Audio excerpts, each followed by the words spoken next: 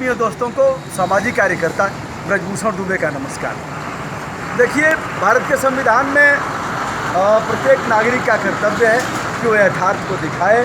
जहाँ कहीं गलत हो रहा है वहाँ टोका टाकी करे, वहाँ प्रभावी हस्तक्षेप करे और भ्रष्टाचार के खिलाफ लड़ाई लड़ता रहे, पर्यावरण संरक्षण की दिशा में काम करता रहे।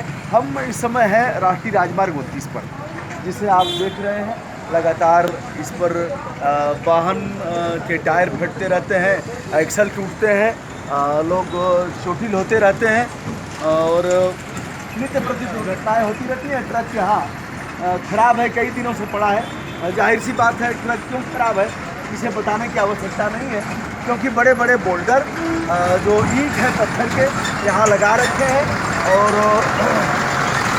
गड्ढों में जाकर के ट्रकें फंसती रहती हैं। मैं और दिखाना चाहूँगा, यह जो धूल दूषरित आप पूरे मार्ग को देख रहे हैं, यह मार्ग में जहाँ धूल उड़ती है, इस धूल से तमाम रोग होते हैं, सांस की बीमारियाँ होंगी, लोगों के फेफड़े खराब होंगे और पूरा क्षेत्र, आप यह समझ लें कि पूरा क्षेत्र संक्रमण की स्थिति में है। यह वाहन जा रहे हैं, यह राष्ट्रीय राजमार्ग होने के नाते यह बहुत परिपथ है, बौद्धा सर्किट है, बुद्धा सर्किट। यह वाराणसी में माननीय प्रधानमंत्री जी के संसदीय क्षेत्र से चलता है और उसके बाद आ जाता है मानव संसाधन विकास मंत्री महेंद्र नाथ पांडे जी का जो क्षेत्र है चंदौली। वहाँ से जब बढ़ेगा यह तो आता है श्री मनोज सिन्हा जी के क्षेत्र में, जहाँ हम खड़े हैं।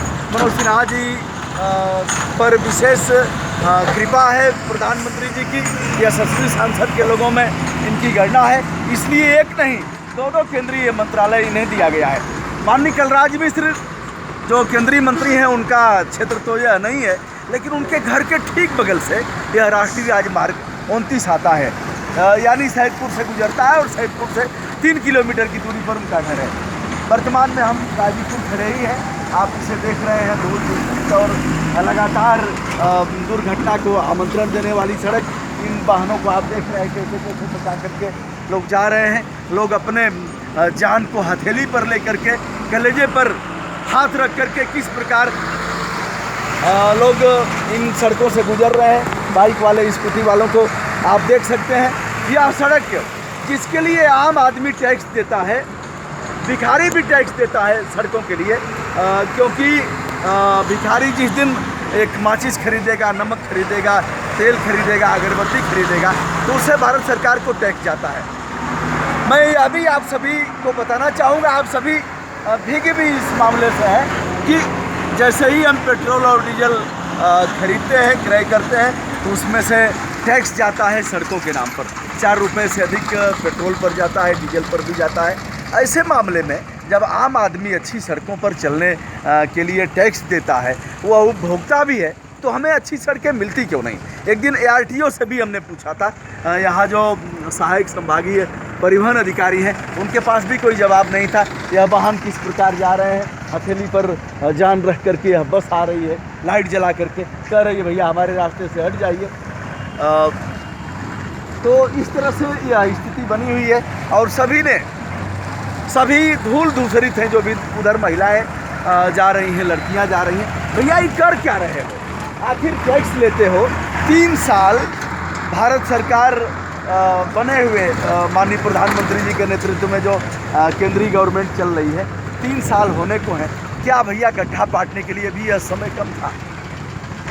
हम अभी तक तो 4 MP के क्षेत्र से गुजरना बताए थे। यहाँ से जैसे आप आगे बढ़ेंगे, यह सड़क चली जाती है श्री भरत सिंह जो भारतीय जनता पार्टी के सांसद हैं, उनके बाद यह सड़क चलेगी, पहुँचेगी घोसी में।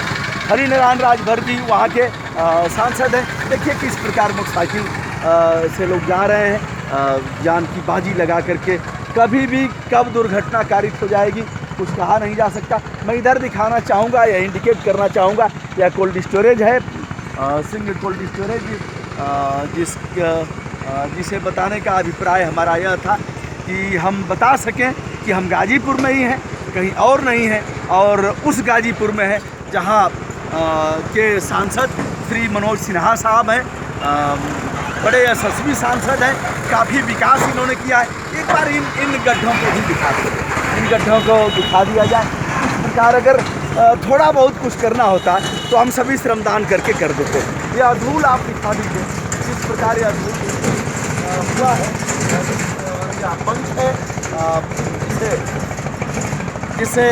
जिसके उड़ने से उधर ट्रक आ रही है, बचा करके आ रहा है साइड में लेकर के। उसने सोचा होगा कि हम धूल वाले मार्ग से नहीं चले। उस बेचारे को क्या पता कि इसमें भी भयंकर गड्ढे हैं और उसकी ट्रक कहीं भी फंस सकती है। अगर अच्छी सड़कों पर चलने का आम आदमी का फंडामेंटल राइट है, आम आदमी का अधिकार है। मैं गाजीपुर के जिलाधिकारी संजय खत्री साहब को कहना चाहूँगा, अभी गहमर में 10-12 दिन पहले 18